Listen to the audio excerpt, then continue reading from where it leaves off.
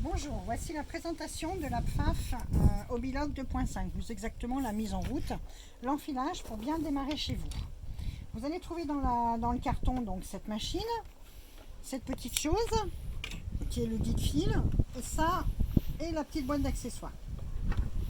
Première des choses, ça vous le mettez comme ceci, sans boîte. Cette tige, vous l'emboîtez aussi et vous levez. C'est votre guide-fil. Vous allez avoir aussi dedans des supports cônes que je ne vais pas mettre là, mais vous pouvez les mettre de façon à ce que votre cône ne se balade pas trop. C'est aléatoire, enfin, c'est comme vous voulez. Enfilage de la surjeteuse.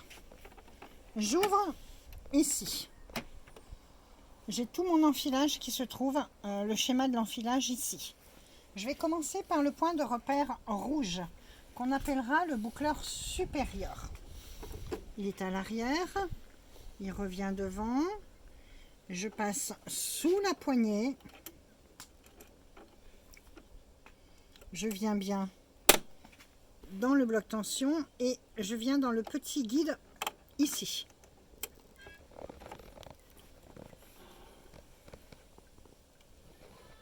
Je descends.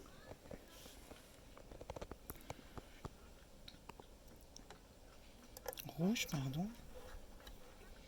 Rouge ici. De nouveau rouge là. Et donc, j'ai un petit crochet ici que je n'oublie pas de passer.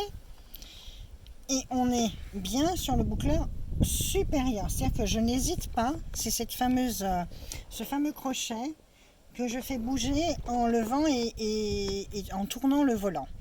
Donc là, pour terminer, je vais l'emboîter, l'enfiler dans mon petit trou au bout du boucleur. Alors, dans vos outils, vous avez... Non, elle n'est pas dans les outils, elle est ici. Une petite pince qui vous allonge les doigts. Hop, j'attrape et je glisse. On vérifie.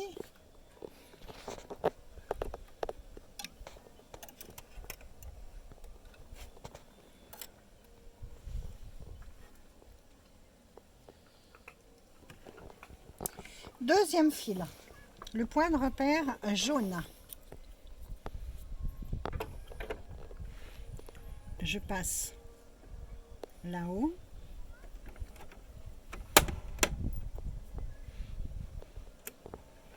Le petit crochet.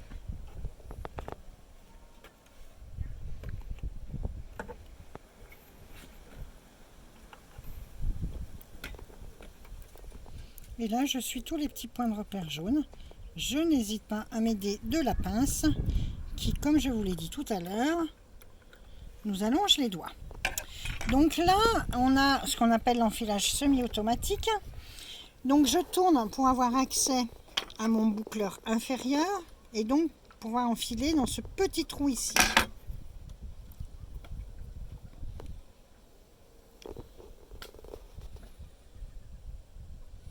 Toujours pareil, j'ai ma pince.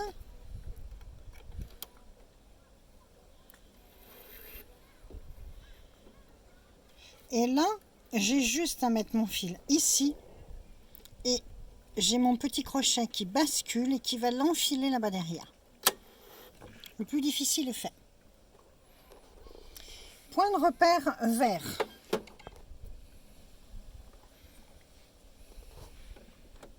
Toujours pareil, sous la poignée. Mon petit crochet. Ici, je prends dans la fourche là une petite fente. Je descends et je vais enfiler ma première aiguille qui est la plus à droite. Je coupe mon fil pour pouvoir voir. Je descends, je n'hésite pas à tourner le volant pour avoir accès correctement à mon aiguille. Comme on est dehors, on a un petit peu de vent.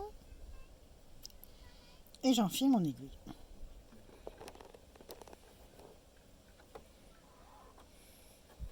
On est en 3 fils.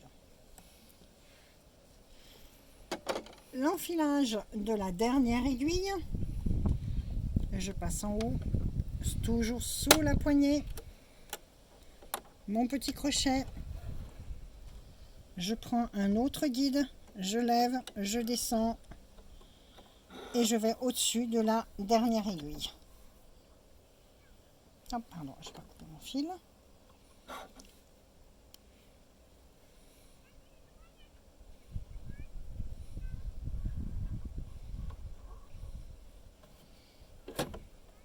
J'ai enfilé mes 4 fils. Alors attention de ne pas mettre votre fil devant le couteau parce qu'au premier coup de pédale, vous allez couper vos fils. Donc mettez-vous bien contre ici et glissez vos 4 fils sur le côté. Vos 4 fils doivent venir facilement. Je ferme, autrement ma machine ne marchera pas. Et je vais mettre mon point de réglage automatique ici sur le A. Le A doit être en face du point. Je suis prête à coudre. Ici, c'est quand même ma longueur de point. Donc vous réglez en fonction de ce que vous voulez passer comme épaisseur. Au plus mon tissu est épais, au plus j'allonge ma longueur de point. Et ici, j'ai ma largeur de coupe. Ce qui me fait bouger mon couteau.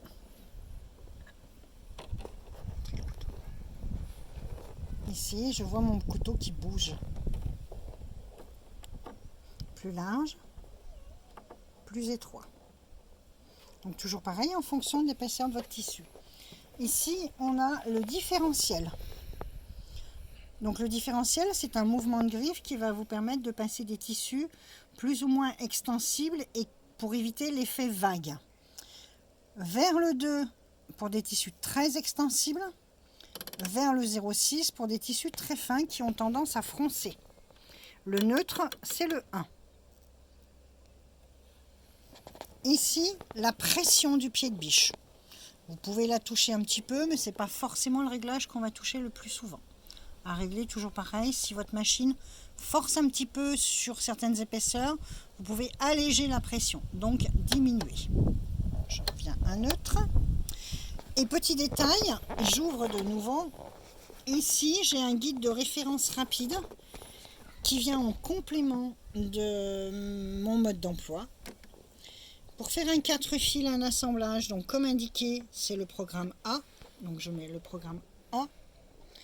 Et j'ai un point sur toutes mes couleurs. Ça veut dire que j'enfile la totalité de ma surjeteuse.